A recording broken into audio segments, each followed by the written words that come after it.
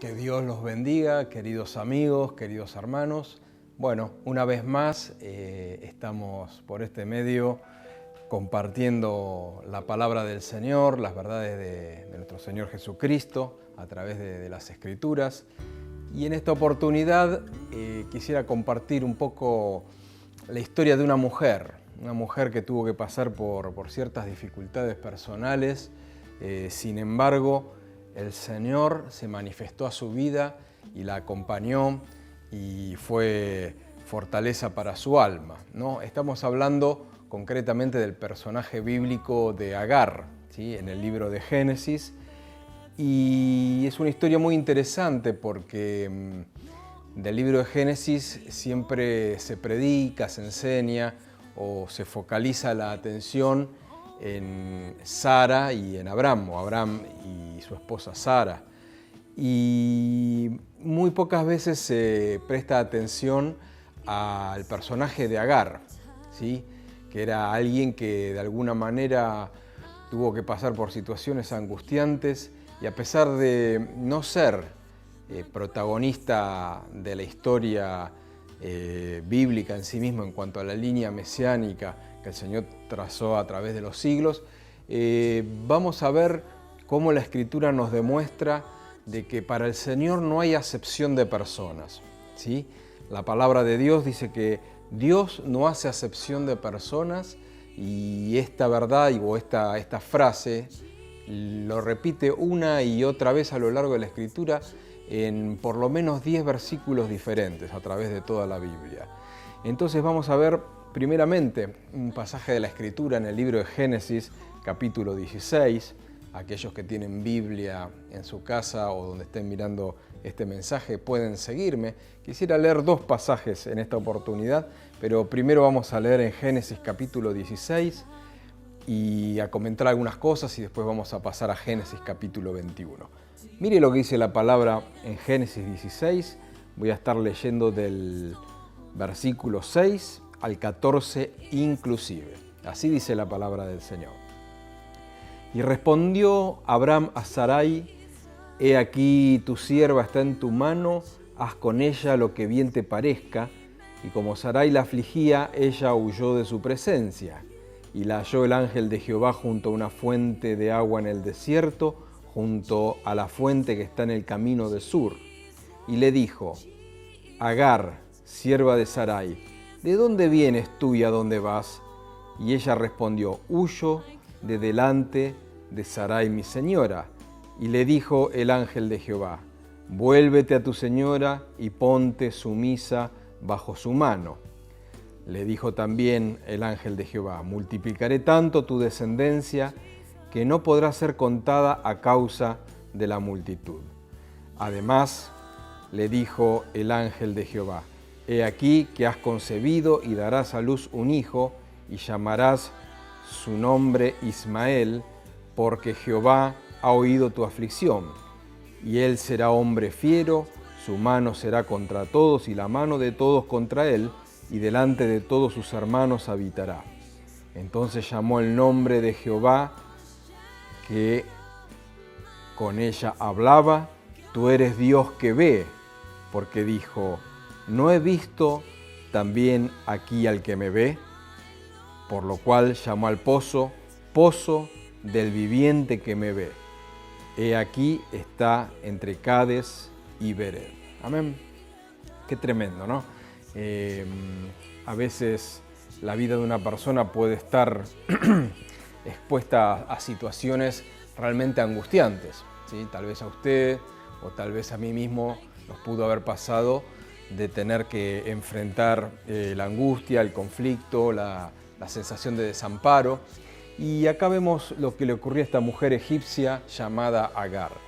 Muchos seguramente conocen y recuerdan esta historia, pero para recapitular un poco y para entrar en contexto, debemos recordar que esta Agar era una sierva, ¿sí? Una suerte de esclava que estaba al servicio del patriarca Abraham y más concretamente de su esposa Sara o Sarai, ¿no? Que se llamaba en ese momento. Y Dios había hecho una promesa a Abraham y a su esposa Sara de que ellos iban a tener descendencia, lo cual era una verdadera promesa de fe de parte de Dios, porque Abraham ya era un hombre mayor y Sara había sido estéril toda su vida, pero Dios les había prometido de que habría descendencia, que tendrían un hijo y que por medio de esa descendencia serían benditas todas las familias de la tierra. Concretamente estamos hablando de una promesa mesiánica, ¿sí? Pero ¿qué pasó? Transcurrieron los años después de esa palabra dada por el Señor y el niño no aparecía. Realmente parecía que no había cumplimiento de aquello que Dios había prometido. Entonces Sara y Abraham cometieron un error muy común a veces entre los creyentes, entre los hijos de Dios, que es querer hacer las cosas a su manera, querer ayudar a Dios a que las cosas salgan, ¿no?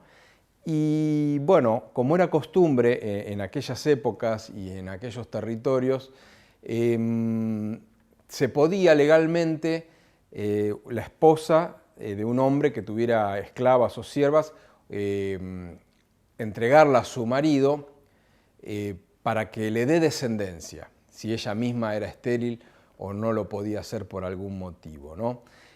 Acá no vemos una cuestión lasciva ni una cuestión de concupiscencia pecaminosa, sino que era una cuestión de herencias y una cuestión de descendencias que estaba incluso de alguna manera legalizado, ¿no?, en distintos códices antiguos de los pueblos de Mesopotamia. Era una costumbre de la época, pero no era de la voluntad de Dios, no era lo que Dios planificó desde un principio ni en ese momento, no era lo que Dios le había dicho. El Señor les había dicho que ellos iban a tener un hijo, ¿sí?, en el tiempo que Dios dispusiese para recibir bendición y ser de bendición para todos los demás. Entonces, en ese contexto, la esclava o la sierva que fue dispuesta para esta tarea fue Agar, la mujer de quien hablamos en esta oportunidad, ¿no? Entonces dice que Abraham se llegó a Agar y Agar concibió y claro, como todas las cosas que se hacen fuera de la voluntad de Dios después traen problemas, ¿no? Porque al verse esta sierva Agar encinta, que iba a tener un hijo, empezó a haber rivalidades y empezó a haber conflictos y contienda con la verdadera esposa del patriarca Abraham. Entonces Sara empezó a oprimirla, ¿sí?, a hostigarla de alguna manera a su sierva Agar, y ésta tuvo que huir al desierto y en su angustia el Señor se le manifestó, ¿no? Se le manifestó, pero acá vemos que hay algo importante que tenemos que entender. Si bien Dios tiene propósitos especiales con algunas personas, ¿sí?, hay llamamientos especiales, como por ejemplo Abraham y su esposa Sara, mediante el cual iba a venir el Mesías a través del tiempo, ¿no?, después de muchas generaciones. El Señor actualmente también puede ser que tenga propósitos especiales o más vistosos entre distintos de sus hijos, ¿no? Pero acá la palabra del Señor nos muestra algo muy interesante.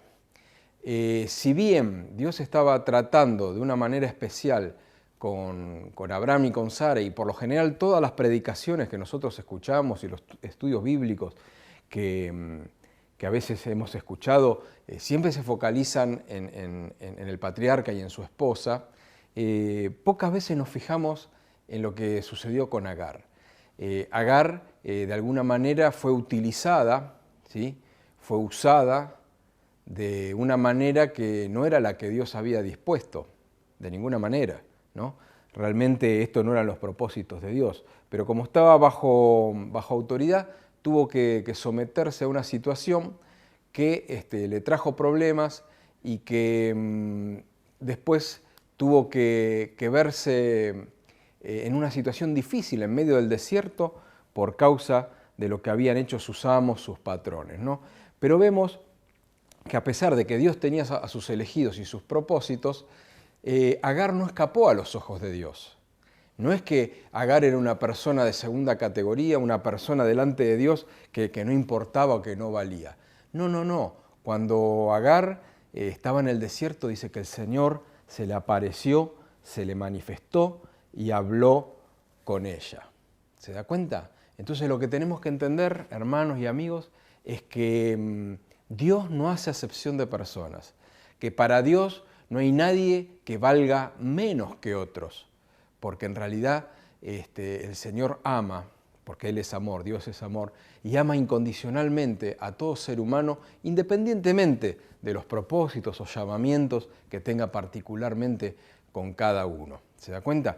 Entonces, así como Dios no discrimina ni por la condición social, por el nivel económico, por el nivel de cultura, ni por la apariencia física, tampoco Dios hace acepción de personas ni discrimina a nadie por sus propios llamamientos o por los propios planes que tiene con cada persona, ¿no? Entonces, dice acá algo muy interesante, ¿no? El Señor habla con Agar, le da consejo, una palabra de consejo, que sea sumisa, que vuelva, ¿sí?, a la casa de su señora, más allá de que había estado siendo hostigada, oprimida, ¿no? Y le da una promesa diciendo que el hijo que saldría de su vientre realmente también sería padre de naciones y que realmente había una descendencia con propósitos, ¿no?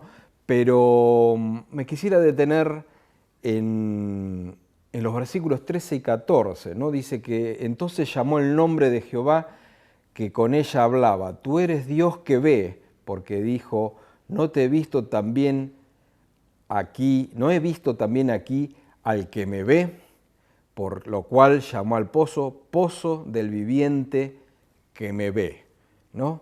Qué hermoso es entender y saber a través de la Escritura y a través de la experiencia, hermanos y amigos, de que Dios nos ve. Dios ve todas las cosas y al Señor no se le escapa absolutamente nada. Por eso si hay alguien que tal vez está escuchando y piensa que Dios se olvidó de él o que no es importante para Dios, comprenda en esta hora de que para Dios usted es importante y que Dios en este mismo momento es el Dios que le ve. El Señor lo está mirando, el Señor dice que sus ojos recorren la tierra y ve a los hijos de los hombres, ¿no? Y este pasaje también de que Agar dice que el Dios que me ve, me recuerda al pasaje de las Escrituras en el Evangelio de San Juan, ya en el Nuevo Testamento, con respecto a Natanael. Vemos que Jesús está empezando su ministerio y lo llaman a Natanael para que venga a conocer a Jesús, y Natanael tiene tal vez sus prejuicios, tiene sus frenos internos que le dicen no, pero ¿cómo va a venir de Galilea alguien que sea el Mesías, ¿no? Entonces le dijeron ven y ve, y cuando Natanael fue y vio a Jesús, en realidad Jesús le dijo que he aquí un verdadero israelita, ¿no?, en quien no hay engaño, y Jesús mismo le dijo, cuando estabas debajo de la higuera yo te vi, y eso parece que conmocionó a Natanael de tal forma que ahí fue que creyó y que se dio cuenta de que estaba verdaderamente frente al Mesías, ¿no? Entonces, ¿en qué sentido Jesús lo vio a Natanael? Probablemente Natanael estaba buscando a Dios en soledad debajo de esa higuera, cuando mirando hacia el costado no había nadie alrededor suyo, no era que Jesús estaba escondido a la distancia mirándolo ni nada, pero como Jesús es Dios mismo, ¿sí?, la persona del Hijo, la segunda persona de la Trinidad, Él vio a Natanael, el Dios que me ve, el Dios que vio a Natanael en la higuera, el Dios que vio a Agar en su angustia en medio del desierto, es el mismo Dios en que creemos hoy y es el Dios que nos sigue viendo, a usted y a mí, ¿sí? Y esto nos tiene que dar confianza, porque si la mirada de Dios está sobre nosotros, debemos acudir a Él con plena certidumbre de fe, confiando que el Señor nos ayudará, que el Señor se manifestará en nuestra vida y nos dará una gran bendición. Quisiera ver otro pasaje de la Escritura, ¿sí?, que transcurre unos 14 años más adelante en la vida de Agar, como para seguir viendo cuál era el trato de Dios, ¿sí? Con esta mujer, ¿sí? Que tal vez había sido utilizada, se vio involucrada en medio de un error, ¿sí? De aquellos que realmente habían sido llamados por Dios con un propósito, tal vez, si se quiere, más importante, pero que Dios no la olvidó a ella ni la desechó y tenía cosas hermosas también para su vida, ¿no? Vamos a leer en Génesis capítulo 21, del 14 al 20. Esto transcurre unos 14 años después del pasaje que acabamos de leer en Génesis 16. Mire lo que dice la palabra. Entonces Abraham se levantó muy de mañana y tomó pan y un odre de agua y lo dio a Agar, poniéndolo sobre su hombro, y le entregó el muchacho y la despidió. Y ella salió y anduvo errante por el desierto de Berseba. Y le faltó el agua del odre y echó al muchacho debajo de un arbusto. Y se fue y se sentó enfrente, a distancia de un tiro de arco, porque decía: no veré cuando el muchacho muera. Y cuando ella se sentó enfrente, el muchacho alzó su voz y lloró. Y oyó Dios la voz del muchacho, y el ángel de Dios llamó a Agar desde el cielo y le dijo: ¿qué tienes, Agar? No temas, porque Dios ha oído la voz del muchacho en donde está.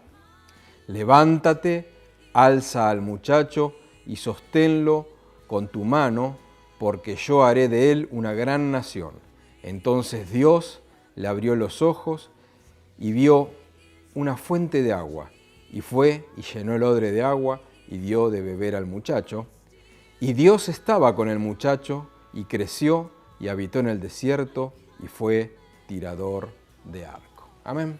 Mire qué tremendo, ¿no? Pasaron 14 años, este niño que había sido engendrado, ¿no? Y que todavía estaba en el vientre de Agar, durante esta primera prueba que vimos en el capítulo 16, Agar obedeció a la voz de Dios, volvió a la casa de sus patrones, en obediencia, en sujeción. Ella dio a luz a Ismael, hijo de Abraham, y este Ismael creció y se transformó en un adolescente que tendría aproximadamente 14 años, como ya dijimos. Y claro, el contexto de este capítulo 21 es que ahora sí Dios había mandado al hijo que tenían que tener entre Abraham y Sara, el hijo de la promesa, un hijo que vino, ¿sí?, por voluntad de Dios, con un propósito y de una manera milagrosa, porque Abraham era aún mucho más viejo todavía que cuando tuvo a Ismael, y Sara era una mujer mucho más grande todavía, varios años mayor. Sin embargo, Isaac nació como realmente cumplimiento de la promesa de parte del Señor.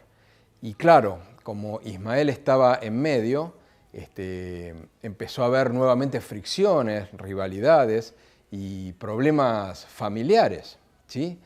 Por todo este error que cometieron originalmente Sara y Abraham. Entonces, años más tarde, otra vez esta mujer Sara se enfrenta a una prueba, a una dificultad. Esto algo nos tiene que decir a nosotros como cristianos, como creyentes, como hijos de Dios, de que tal vez en algún momento de nuestra vida hemos pasado por grandes pruebas, dificultades, y Dios se manifestó a nuestras vidas, y Dios nos dio la salida, nos ayudó, nos sacó adelante por su misericordia, pero el hecho de haber pasado una gran prueba, una gran dificultad, haber vencido una gran batalla espiritual, no significa que nunca más tengamos que pasar por nada.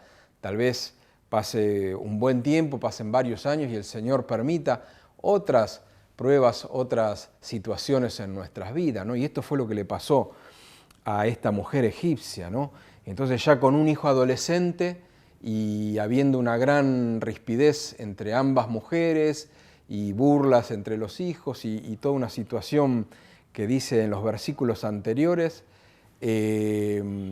Sara decide expulsar a Agar y a su hijo, y esto le pesó en gran manera al patriarca Abraham, pero el Señor le dijo a Abraham que escuche a su mujer Sara, porque aunque le pareciera duro, Dios tenía también propósitos con Ismael, y que bueno, todo estaba bajo su control de alguna manera, ¿no? Y bueno, por eso acá empieza el pasaje diciendo que levantándose muy de mañana les dio el agua, ¿no? Provisiones para que se vayan, y se fueron, ¿sí? Madre e hijo por el desierto, y llegó un momento donde, bueno, también desmayaron sus fuerzas, desmayó su fe, pero acá el Señor una vez más se manifiesta con misericordia. ¿Por qué? Porque aunque Ismael se había empezado a burlar del medio hermano Isaac que había venido y tal vez no había hecho las cosas del todo bien y todas las dificultades que había, y que ellos, tanto Agar como Ismael, no pertenecían al pacto de Dios, a la promesa que Dios había hecho, sin embargo el Señor no los desecha. No son personajes que quedan desamparados, sino que Dios se les vuelve a manifestar nuevamente con misericordia, con amor, y Dios dice acá: no temas, porque Dios ha oído la voz del muchacho en donde está, ¿no? Y entonces acá el Señor abre los ojos de Agar, les muestra la fuente para beber del agua y poder seguir adelante por su camino y seguir adelante en la vida, ¿sí? Pero el versículo 20 dice algo muy significativo. Fíjese lo que dice acá la palabra de Dios. Dice: y Dios estaba con el muchacho y creció y habitó en el desierto y fue tirador de arco. Dice que Dios estaba con el muchacho. Alguien dirá: bueno, no, pero Dios estaba con Isaac, porque Isaac era el hijo de la promesa y donde iba a venir la descendencia por el cual se manifestaría el Mesías, ¿no? Donde nacería el pueblo de Dios, de Israel, a través de las 12 tribus. Sí, es real, o sea, Dios tenía un propósito a través de Isaac y su descendencia.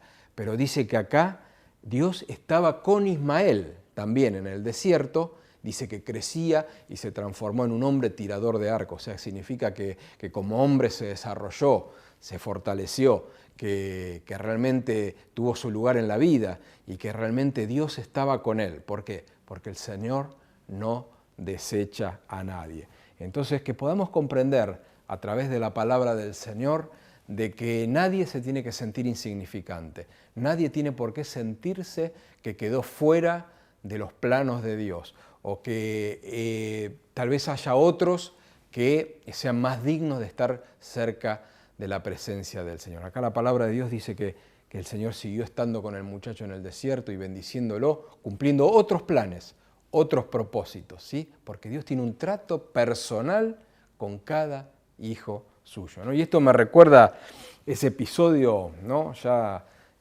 con Jesús resucitado, donde está el Señor caminando con Pedro por la playa, están hablando, ¿no? El famoso pasaje donde Jesús le pregunta a Pedro si me ama 3 veces, apacienta mis corderos, apacienta mis ovejas, ¿no? Le da una misión a Pedro, le habla acerca de los propósitos que tenía para con su vida, y parece que Juan venía caminando, el apóstol Juan venía caminando unos cuantos metros más atrás, solo, y claro, Pedro en un momento dice: ¿y qué de este?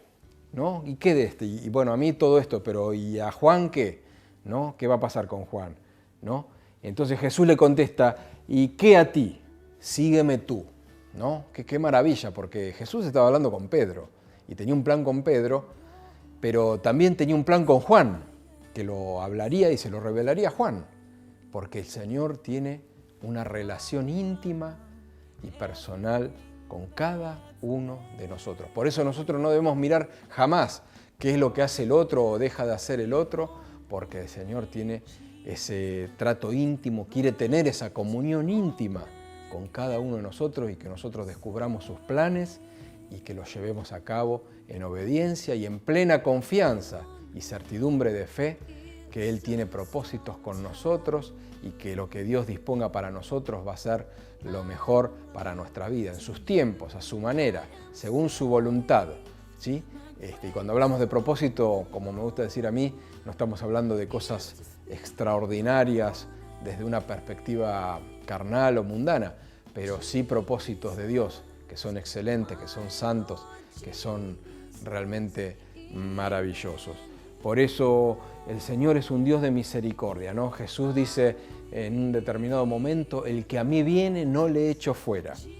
Y tan grande es la misericordia de Dios que aún el Señor trata o ha tratado, lo vemos en su palabra, con amor, aún con aquellos que cometieron grandes pecados, ¿no? Como por ejemplo Caín, ¿sí? Caín, que mató a su hermano Abel, Dios lo pudo haber destruido instantáneamente o no dirigirle la palabra nunca más. Sin embargo, vemos en este mismo libro de Génesis, ¿no?, por el capítulo 4, de que Dios tiene una relación incluso con Caín, aún después de haber pecado, y le ofrece protección y seguridad ante peligros que él temía, después de haber cometido el asesinato de su hermano. Mire la misericordia del Señor, ¿no? Vemos también Judas Iscariote. El Señor Jesús ya sabía que iba a ser el entregador, aquel que lo iba a traicionar. Sin embargo, dice que hasta último momento le ofreció el pan, ¿sí? En esa noche que estaban reunidos, esa Pascua final antes de la pasión, Jesús mostró su amor y su bondad para con Judas, que ya tenía en su corazón el hecho de entregarle y que estaba profetizado que iba a traicionarlo. Entonces, ¿cuánto más a nosotros que queremos hacer la voluntad de Dios, que queremos acercarnos a Cristo, que queremos tener una comunión íntima con Él? Entonces, acerquémonos confiadamente al trono de la gracia, como dice en la carta de los Hebreos, porque no tenemos un sumo sacerdote que no pueda compadecerse de nosotros, ¿no? Jesús es nuestro amigo, Jesús es nuestro buen pastor, y Él quiere tener un trato personal con cada uno de nosotros, que podamos tener una comunión íntima con este Cristo de poder, con este Jesús maravilloso, que no importa quiénes seamos ni cuál sea nuestra situación, Él quiere tener comunión con nosotros, ayudarnos, bendecirnos, sostenernos y cumplir con sus propósitos en nuestra vida. Yo en esta hora quisiera terminar, ¿no?, este mensaje con una oración, ¿no?, para que el Señor esté bendiciendo a cada uno de los que escuchamos esta palabra, que el Señor nos guíe en su verdad. Padre, te damos gracias en esta hora porque hemos podido abrir las Escrituras, y te damos gracias porque tu palabra nos muestra tu carácter maravilloso, un carácter de amor, de misericordia, de bondad.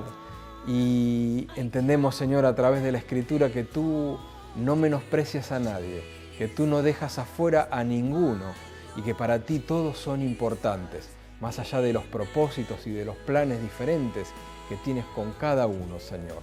Por eso en esta hora, Padre Santo, yo te pido que si algún hijo tuyo está pasando por angustia, por dudas, por tristeza, o se está sintiendo que tú no lo miras, que tú lo has olvidado, que podamos recordar en esta hora, Señor, que tú eres el Dios que ve, aquel que vio a Agar en medio del desierto, aquel que ve a Natanael debajo de la higuera. Oh, tú eres el Dios que ve, que podamos creer en ti y acercarnos a ti confiadamente. Y si hubiera alguno que aún no te conoce, que no camina contigo, que en esta misma hora pueda aceptarte como su Salvador personal y sepa que tú le amas, Señor, y que también puede tener una relación de amistad íntima contigo, Jesús. Oh Padre, te damos gracias por revelarte a través de la palabra y por experimentarte en cada una de nuestras vidas. Te pedimos, Señor, que te manifiestes con poder. En el nombre de Jesús y para gloria de tu nombre te lo pedimos. Amén y amén. Que Dios le bendiga ricamente.